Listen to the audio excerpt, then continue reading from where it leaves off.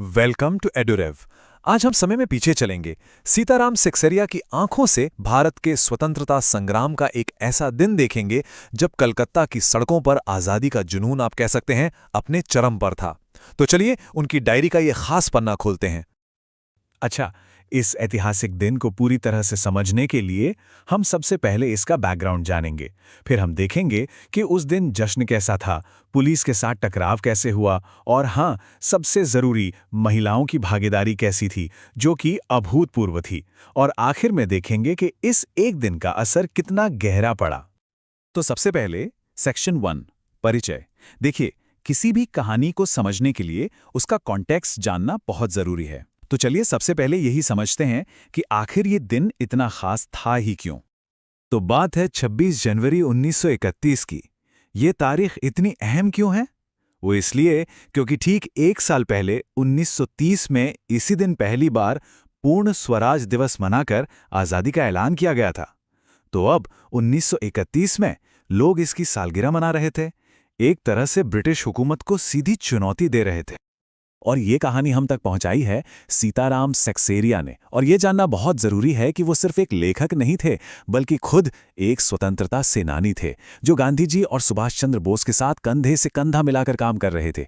इसीलिए उनकी डायरी सिर्फ एक लेख नहीं है, बल्कि इतिहास का एक जीता जागता दस्तावेज है। चलिए अब सीधे चलते हैं उस दिन के कलकत्ता, यानी आज के कोलकाता में, और देखते हैं कि वहां लोग इस दिन की तैयारी कर कैसे रहे थे, माहौल कैसा था। सोचिए जरा, सिर्फ प्रचार पर, मतलब पब्लिसिटी पर 2000 रुपए खर्च किए गए थे। अब आपको शायद ये ज्यादा ना लगें, लेकिन उस जमाने में ये एक बहुत बहुत बड़ी रकम थी। इससे आप अंदाजा लगा सकते हैं कि लोग इस दिन को सफल बनाने के लिए कितने कमिटेड थे। ये एक लाइन उस दिन के पूरे माहौल को बयां कर देती है। लोगों का जोश और उत्साह इतना ज्यादा था कि एक पल के लिए उन्हें वाकई ये महसूस होने लगा कि वो आजाद हो चुके हैं। पूरा शहर जैसे बदल सा गया था। बड़ा बाजार के लगभग हर घर पर तिरंगा लहरा रहा था, इमारतें सजी हुई थीं। लेकिन दूसरी तरफ ब्रिटिश प्रशासन भी चुप नहीं बैठा था। वो इस जज्बे को कुचलने की पूरी तैयारी कर रहा था। तो देखिए, जब एक तरफ जश्न का ऐसा माहौल हो और दूसरी तरफ दमन की पूरी तैयारी, तो टकराव तो होना ही था। चलिए देखते हैं कि पुलिस ने क्या एक्शन लिया।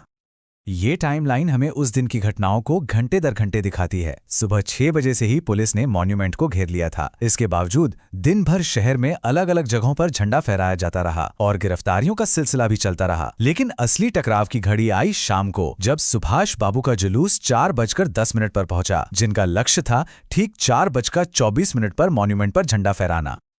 और जैसे ही सुभाष चंद्र बोस का जुलूस मैदान के पास पहुंचा, पुलिस ने बेरहमी से लाठीचार्ज शुरू कर दिया। पुलिस की लाठियां बरस रही थीं और उन लाठियों के बीच सुभाष बाबू का एक ही नारा गूंज रहा था, आगे बढ़ना है। ये सिर्फ एक नारा नहीं था, बल्कि उनकी अटूट हिम्मत का सबूत था। वो रुकने के लिए तैयार नहीं थे, किसी भी कीमत पर। अब आते हैं सेक्शन 4 पर, महिलाओं की भागीदारी। और ये वो हिस्सा है जो इस दिन को सच में ऐतिहासिक बनाता है। उस समय के लिए महिलाओं की ऐसी भागीदारी बिल्कुल अभूतपूर्व थी। 105, ये वो संख्या है जितनी महिलाएं उस एक दिन में गिरफ्तार हुई थीं। उस समय के कलकत्ता के लिए ये अपने आप में एक रिकॉर्ड था। ये संख्या हमें बताती है कि महिलाएं अब सिर्फ घरों में नहीं थीं, बल्कि आज़ादी की लड़ाई में सबसे आगे खड़ी थीं। और महिलाएं सिर्फ भीड़ का हिस्सा नहीं थीं, वो तो नेतृत्व कर रही थीं। उन्होंने उस पूरे केओस के बीच मॉन्यूमेंट पर झंडा फहराया। सुभाष बाबू की गिरफ्तारी के बाद हिम्मत नहीं हारी, बल्कि अपना खुद का जुलूस निकाला। और जब पुलिस ने रास्ता रोका तो वह वहीं सड़क पर बैठकर निडरता से विरोध करने लगी। विमल प्रतिभा जैसी नेत्रियों की लीडरशिप में महिलाओं ने डटकर पुलिस का सामना किया। यहां तक कि मदालसा बजाज जैसी महिलाओं को थाने में पीटा भी गया, पर वो पीछे नहीं हटी।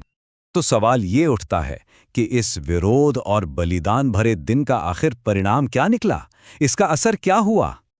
देखिए, इस दिन की एक कीमत भी चुकानी पड़ी। 105 महिलाएं गिरफ्तार हुईं, 160 लोग अस्पताल में भर्ती हुए और 200 से भी ज्यादा लोग घायल थे।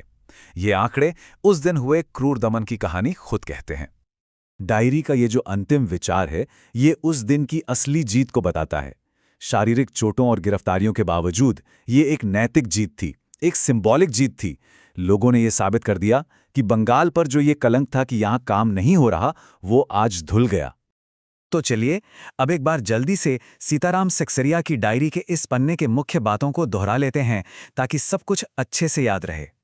तो हमने देखा कि 26 जनवरी 1931 को कलकत्ता में देशभक्ति का एक ऐसा जोश था जो पहले कभी नहीं देखा गया। लोगों ने और खासकर महिलाओं ने निडर होकर ब्रिटिश हुक्म को मानने से इनकार कर दिया और पुलिस की क्रूरता के बावजूद एक नैतिक जीत हासिल की। और आखिर में एक सवाल छोड़ जाते हैं। सोचिए कि कैसे एकता का एक सार्वजनिक प्रदर्शन, भले ही उसका सामना बल प्रयोग से किया जाए, किसी भी आंदोलन के लिए ताकत का प्रतीक बन जाता है। उस दिन लोगों के जज्बे ने दमन के एक दिन को आज़ादी के लिए एक शक्तिशाली बयान में बदल दिया था। ऐसे ही और एनसीईआरटी एक्सप्लेनेशंस, नोट्स और टेस्ट्स के लिए एड्यूरेव ऐप डाउनलोड करें। ये प्ले स्टोर और iOS ऐप स्टोर दोनों पर उपलब्ध है। Happy learning.